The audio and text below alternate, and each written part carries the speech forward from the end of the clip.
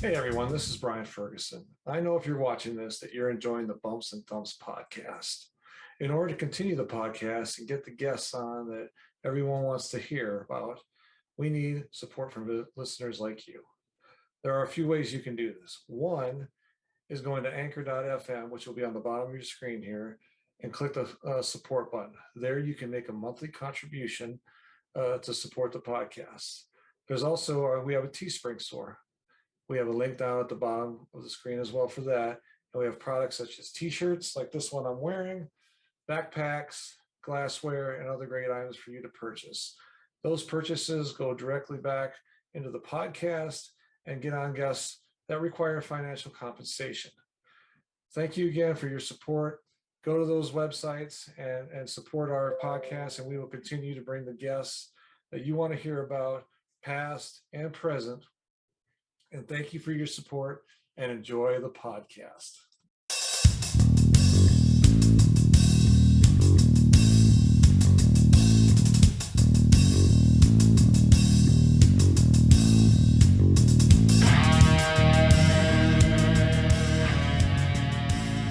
Thank you for joining another edition of Bumps and Thumps, the talk of wrestling. I am Brian Ferguson. My guest today is known as the IceMan. He is currently working for Mid-States Wrestling out of Harrison, Arkansas, and Springfield, Missouri. It is my pleasure to introduce the IceMan, Howard Moritz. Thank you for coming on the show today. I appreciate it. Absolutely, my pleasure. So let's talk a little bit, if we can. Your upbringing. Are you from Missouri? Yes. Okay. And where did you grow up, and what was your family life like? Yeah, I was born and raised in Missouri. I'm actually from a small little town called Chillicothe, Missouri. Yeah. Okay. Our claim to fame is we are the home of sliced bread. Sliced bread was invented in my hometown. Well, there you go. And what I mean by invented, I guess the machine that they invented to start feeding the loaves of bread through to slice them, it was invented here in Chillicothe. I believe like a jeweler created the blades, or like diamond encrusted blades, and I don't know. Wow. There's a big story about it. Yeah. Yeah. I mean, this town is crazy about it. I mean, we have a grocery store called the Sliced Bread Market. Okay. They have a sliced bread parade each year. I mean, this town, I mean, that's the good thing that we're known for this town. Yeah. The bad things are, I mean, pretty wild and crazy. So okay. So what was your childhood like? In schooling? I mean, were in sports? Did you? Childhood, I mean, about as normal as anybody can get, really. Yeah, in high school, I tried to play every sport I could get in. I wrestled. I played basketball, football, tennis.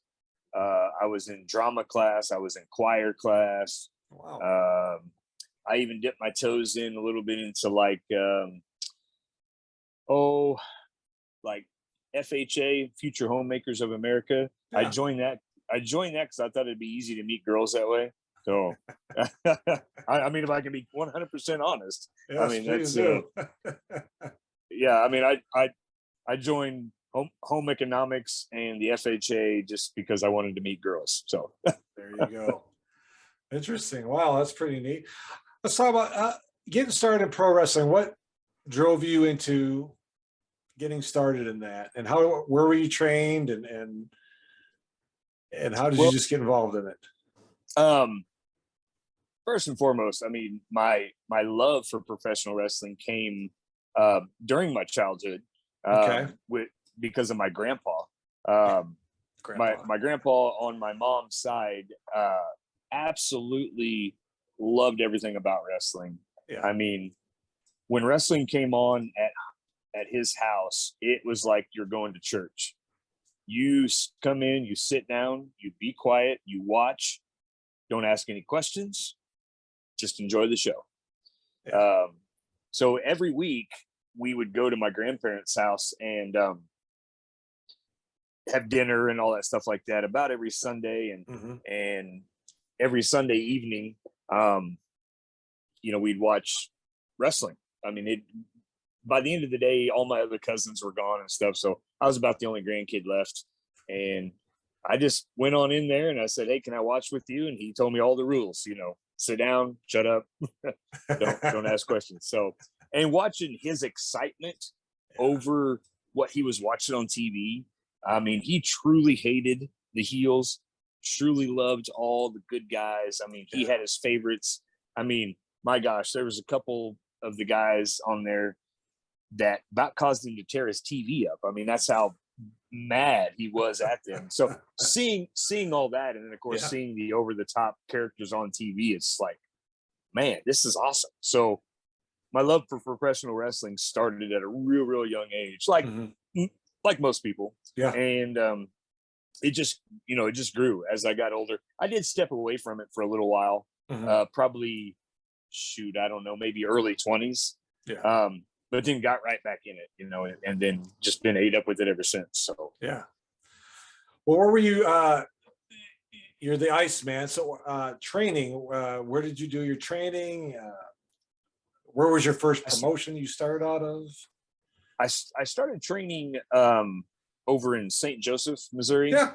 Okay. St. Joe. I actually stumbled across a company that was holding a show about 20 minutes from where I live.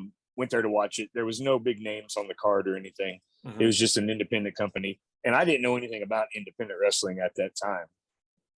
All I knew was what I seen on TV, WWE, WCW. When I was an even younger kid, I'd watch World Class. Yeah. So I knew nothing about independent wrestling. So anyway, seeing this flyer, I said, what the hell? Let's go. And so me and some friends went, and a guy that was about 2 years ahead of me in high school come walking out with this tag team. He was their manager. Oh. And so I was like, holy cow. I was like, I know that dude. I hadn't seen him since high school. It'd been years and years. Yeah. So anyway, I went and talked to him, told him I always wanted to get into wrestling. He introduced me to the promoter. The promoter invited me over to his house that next weekend. And I got my first experience in a wrestling ring with this guy who has a bad reputation. I showed up at his house. I'm expecting to go to this real fancy school and building or whatever. And no, the ring that he had just did the show with the weekend before was set up in his backyard.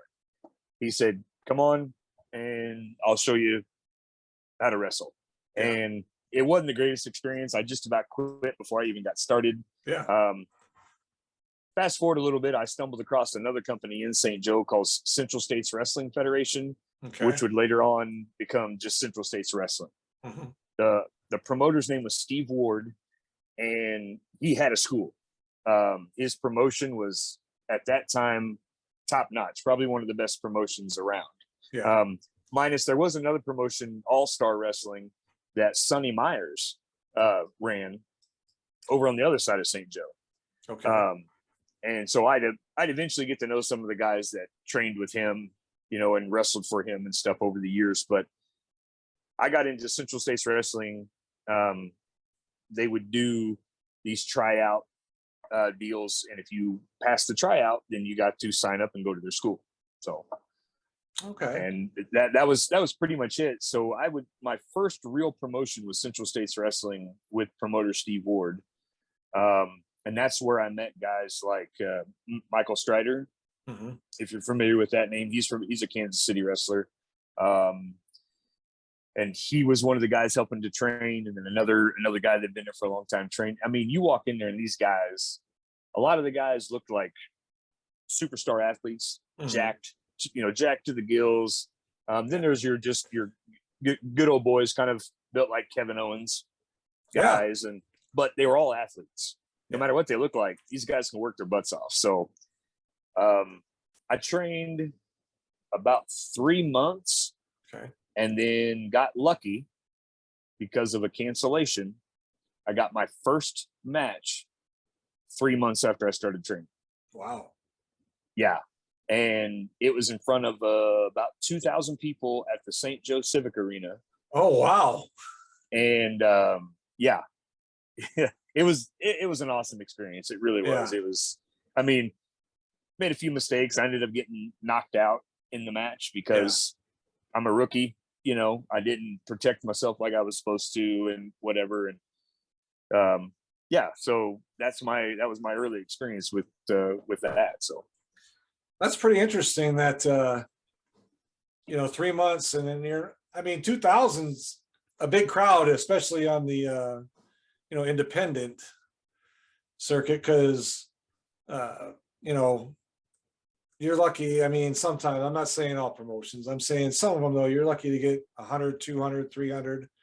But 2000's a good crowd, and I'm sure you're pretty nervous, I'm assuming. Oh, absolutely. Yeah, absolutely. I think a lot of the credit goes, as far as the crowd, to the promoter. He had a background in boxing, as far as like promoting and stuff. So he really knew how to get the word out, and and the Civic Arena was somewhere that we would run probably twice a year. Okay. And we always averaged, I think the lowest amount that we ever had there was probably 700 or 800 people. Wow. That's good. But we treated our shows at the Civic Arena kind of like our WrestleMania. Because we had a circuit. He had built up such a good circuit of towns that we would run real frequently. And then they'd always, just like WrestleMania, your big stories would always, come to an end, right, for the next chapter to begin at our shows at the Civic. So, wow, that's pretty amazing. I mean, I've heard of Central States Wrestling up in that area. So I didn't, unfortunately, I never got to go to a show, but I've heard of it, and that's pretty interesting. Interaction. Let's talk a little bit about your interaction with other guys. Your chemistry. What's probably been one of your best matches that you, up to this point, that it just flowed. It just, it just went so well. You were like both at the end, like that was probably the best match I've had ever, or not ever, but in a long time. Man, that's a tough one. Yeah, kind of. I can think of two guys. Okay. One, anytime I've stepped in the ring with, are you familiar with the name of Niles Plunk? Yes. Or Niles Plunke, as he likes to be called. Yes, yeah. That's a guy that I've known for the entire time I've been in the wrestling, so over 20 years. Yeah.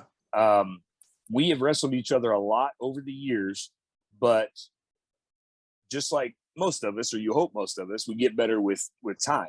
Right. Now he was trained by Sonny Myers, so he was taught by one of the best. Mm-hmm. Every time I've had a match with Niles, it's always been good. Yeah.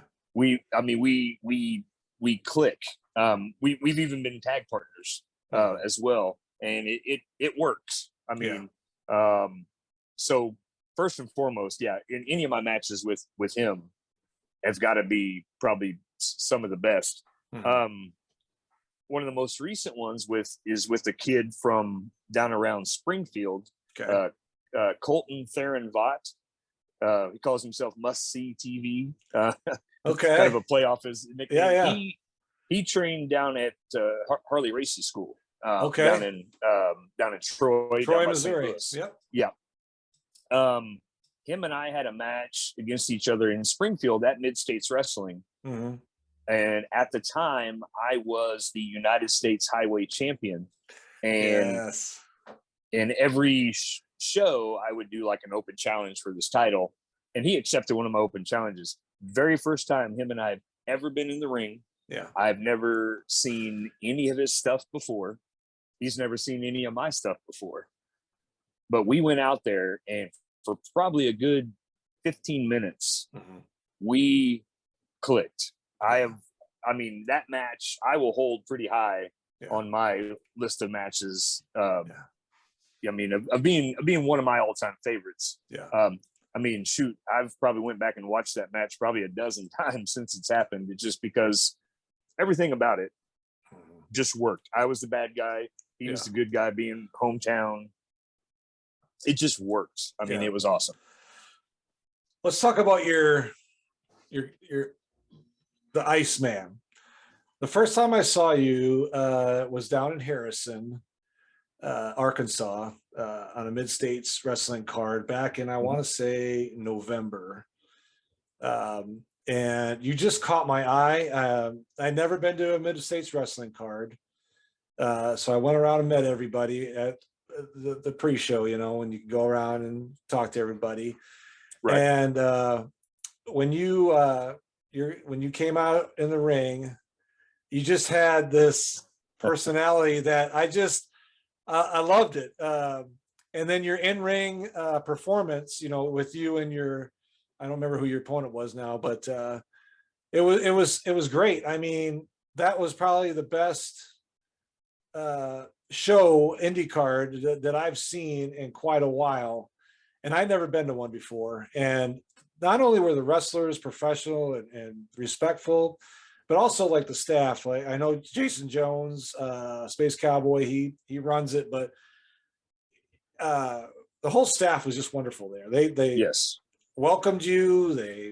And it was just great. So how did you develop that character though, the Iceman? How did that come into play?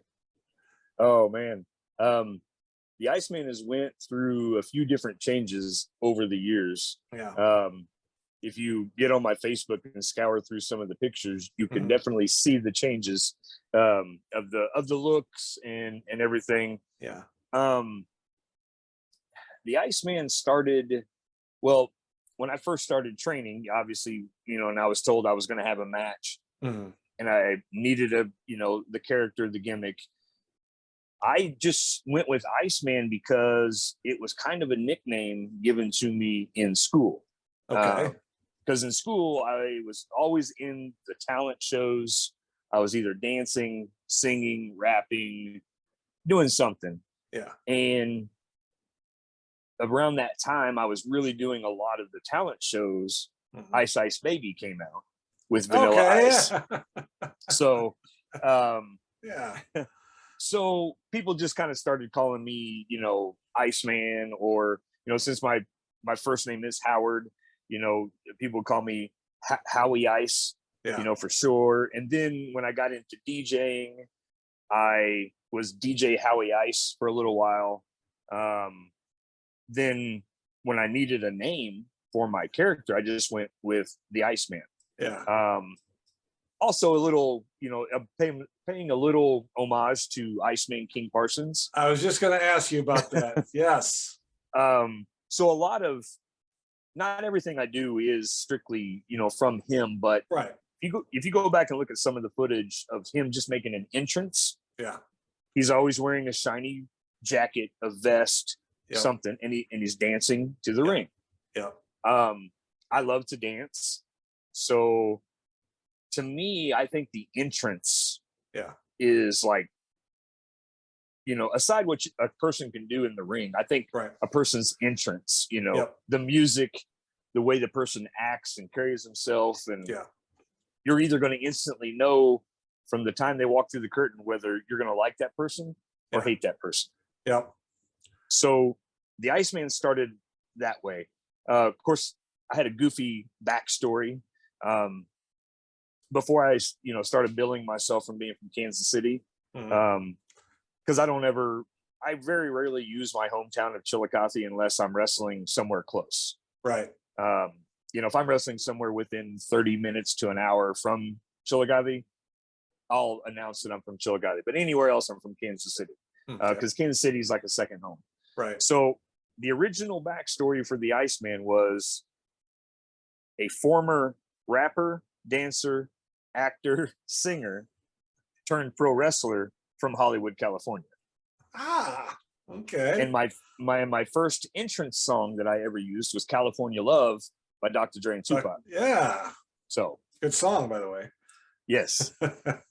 So that, and I came out, I was wearing silver leather pants, a mesh see-through shirt, a silver shirt over that for like my ring jacket. Yeah. Sunglasses, a Nike, what I call a golf hat, had it turned around. Yeah. And then a huge amount of gold chains. I used to joke and call it my Mr. T starter kit. There you go. And basically what they were is a bunch of fake gold chains from like the dollar store or something that Yeah.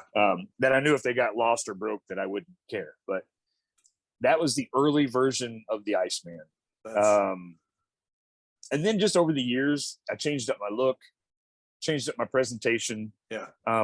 The older I have gotten and the longer I've been in wrestling, I have geared more towards doing more of my character work than my in-ring work. I mean, I still do quite a bit, and there's a lot that I don't do anymore. But I think, especially since 99% of the time I'm a heel, character work is so important. Yeah. Because I've been able to develop my mic skills a little bit better over the years.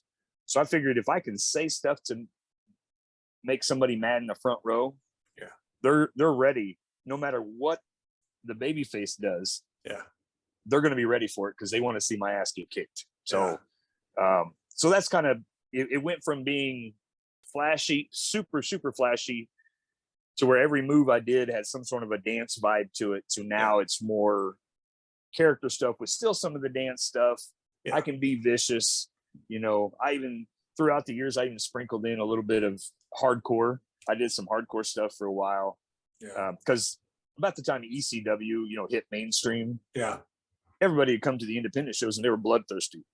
Yeah, they wanted to see everybody do the same stuff they'd see with ECW. Right. Now I never did barbed wire, thumbtacks, or light bulbs. Never done any of that. Oh, that's good. But I've done. Oh yeah, absolutely. I've been on a lot of shows. I've seen that. I don't like it. Yeah. So I did some of the other hardcore stuff. Yeah. I was trying to be like the hardcore cruiserweight because I've always been that cruiserweight weight. Right. Anywhere from the lightest I've ever been has been about 165. The heaviest I've ever been has been about 200. And right now I'm about 180, 185. So for the longest time, I tried to be a hardcore cruiserweight. That's interesting story. Your character, you're a heel most of the time. How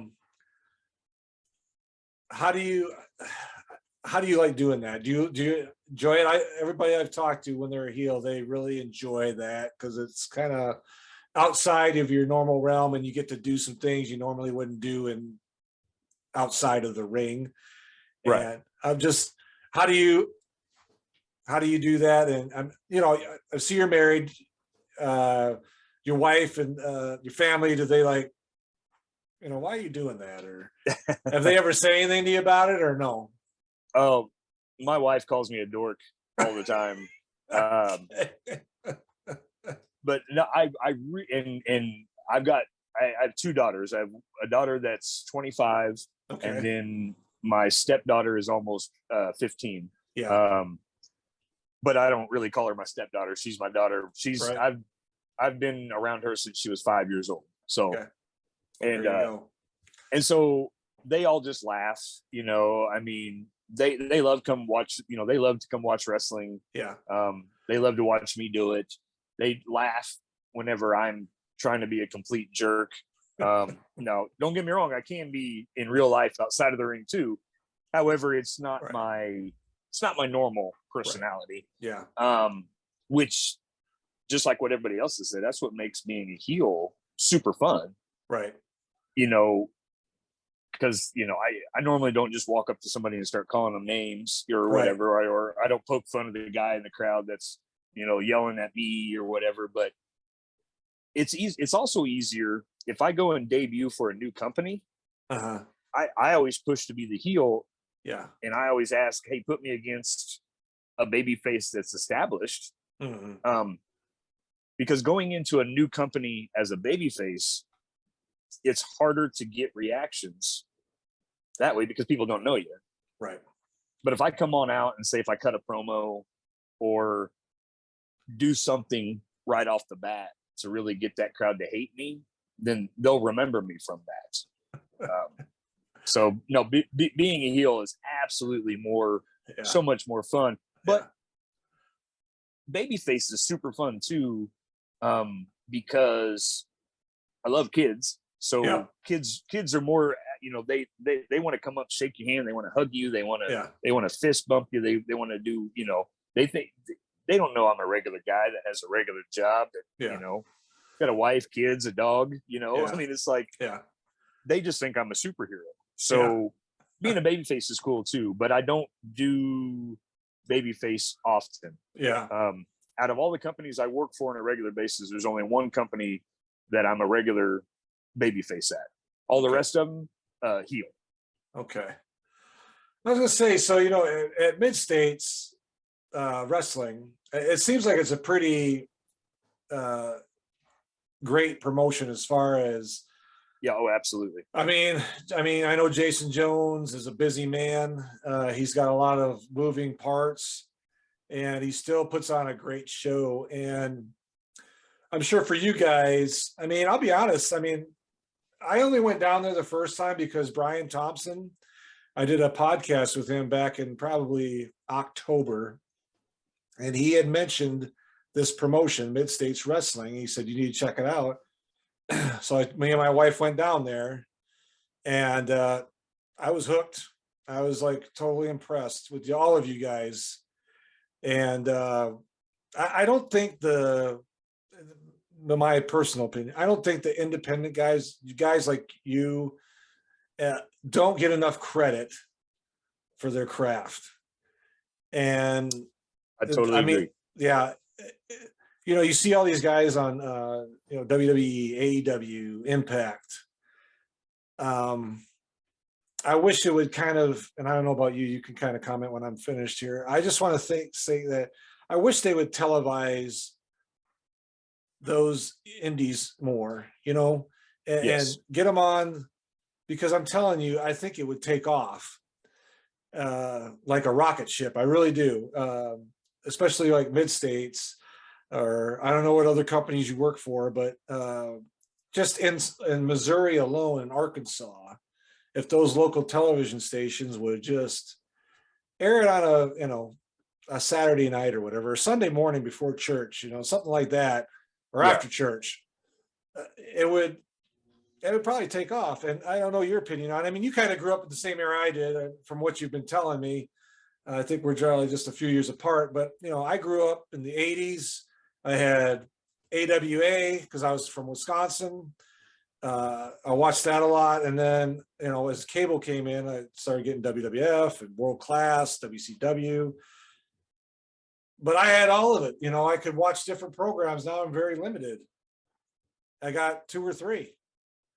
And I don't know how you feel about that. I mean, okay, we were talking a little bit about the television aspect of not getting the recognition, and you were talking about Jason Jones a little bit, so apologize for the interruption there. Go ahead.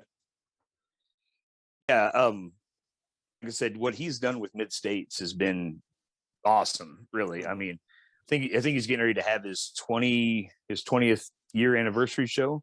Oh, wow.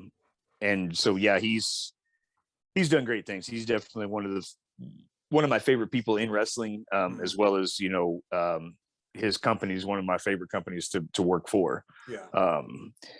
It took a lot of years. I mean, even though I've known him for a lot of years, I didn't start working for him until maybe the last 2 or 3 years. Okay. So it just, for some reason, never worked out, but finally opportunity presented itself, and we've been off and running ever since. So yeah, that's a good promotion. I mean, no doubt. So how often do you get out and wrestle? Is it a monthly thing? Is it bi-monthly or weekly, or?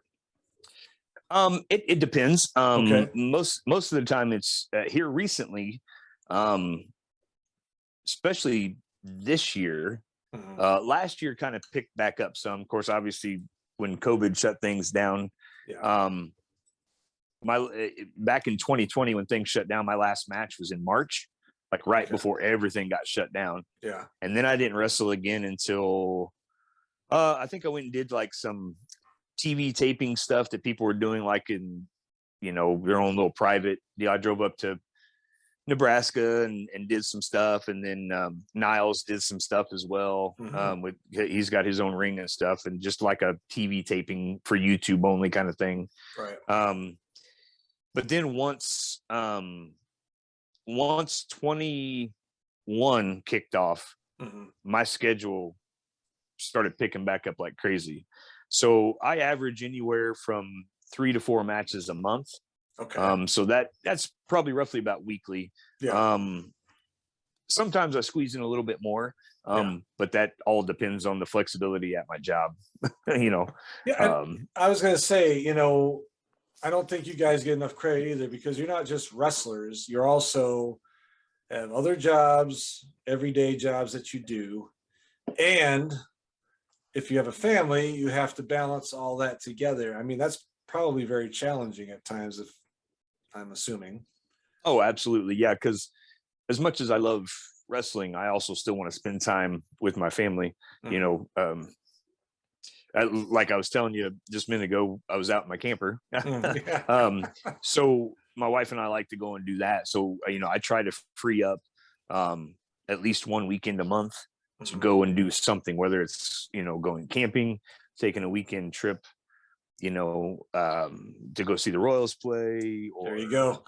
or something like that. Yeah. I always promised her, I said, that I would do my best to keep at least one weekend a month open so we can do family stuff, even if it's just hanging out at the house all weekend. It's just so I can still spend my time with them. So yeah, I understand. I definitely understand that. So have you ever worked or been offered an opportunity to go to one of those big ones, the WWE, the AEWs, the Impacts, or anything like that? I have worked for WWE quite a few times since 2015. Okay. Done a lot of extra work. Never had any matches on TV as of yet. Okay. I did have 2 tryout matches with WWE in January of 2020. It was between me and Mr. Saturday Night Michael Berry. He's another mid-states original, and so him and I got to wrestle each other a couple of times during a couple of WWE tryouts before Monday Night Raw or SmackDown. I can't remember which one, but I've off and on since 2015. I've done a lot of work with WWE. My most recent was this past January. I think I worked for WWE 3 or 4 times. Okay. I think it was. I know it was at least twice in January, and one of them was the Royal Rumble. I was just going to ask you, was it Royal Rumble? Okay. Yeah. I was backstage at the Rumble. They didn't use me for anything on camera that night, but the Rumble is one of my favorites. Yeah. And so just being there was awesome. Yeah. I mean, just totally. Now, I was going to say, what's that like being in that kind of environment? It's like going to the NFL, I guess. I'm assuming. What's that feeling like for you? Like, can you just kind of describe the atmosphere for you? It's crazy back there. I mean, it's well known, that WWE is just that big machine. Yeah. But to see it in motion, backstage behind the curtain that nobody really gets to see hardly, it's amazing. It's overwhelming. It's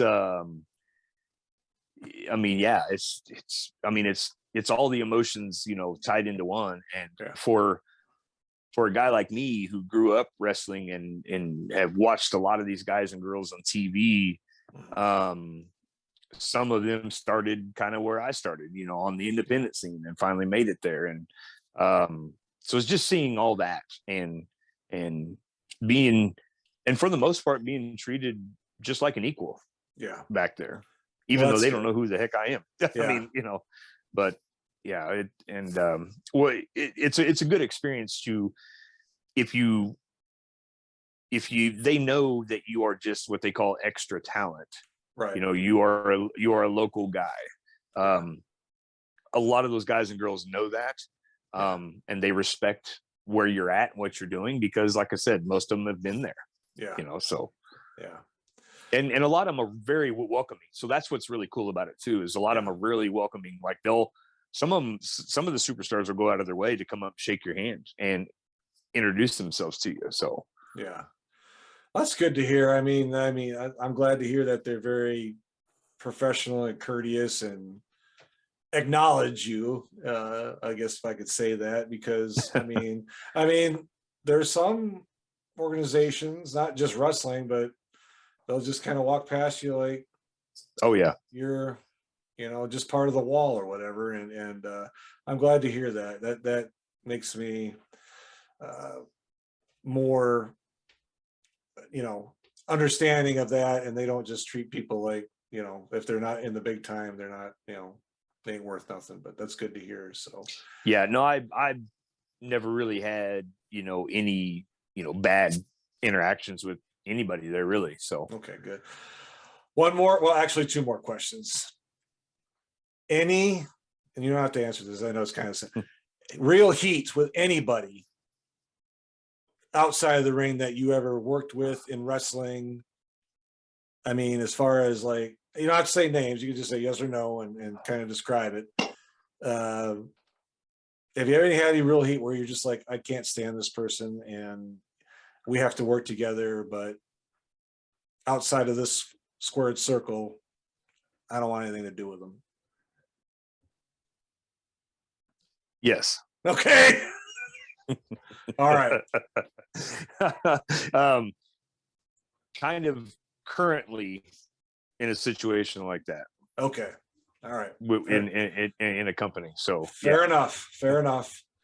And then my last question before we get off here is, what are you doing now? And I know you have an event coming up with Mid-States, I know in Springfield in June 25th, I believe it is. And I'm going to take my grandson to that with me, my oldest grandson, to watch you guys. So is there any other in-betweeners between now and June 25th you'll be on? Yeah, actually, I have an event coming up this Saturday, May 14th. Okay. I'll be in Sedalia, Missouri. Okay. For New Breed Wrestling. That's one of the other main companies that I work for a lot. Okay. They're based out of Eldon, Missouri. Okay. Which was the original starting ground of Harley Race's training school. Harley Race, and the early days of Harley's company WLW. So yep. So yeah, this coming Saturday, Sedalia with New Breed. Next Saturday, the 21st, I'll be in Nixa, Missouri. Okay. They're down by Springfield. Yeah. That'll be with New Breed Wrestling as well. Okay. There's some sort of a festival down there called Sucker Mania. I don't know it either. I've never heard of it, but me either.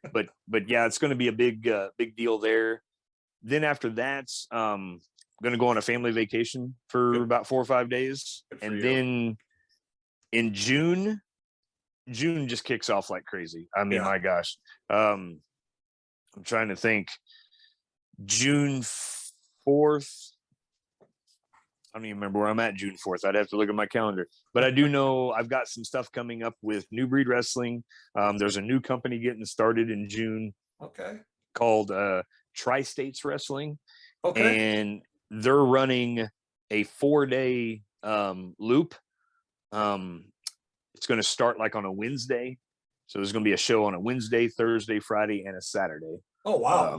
Okay. What's cool for me is the farthest I'll have to go for that is St. Joe. So only about an hour away. So all the other shows are really close. So it's awesome. And then I'll be back at Mid-States. I think there's another New Breed show in there somewhere. Yeah. But yeah, that's kind of what's on tap for me over the next month or so.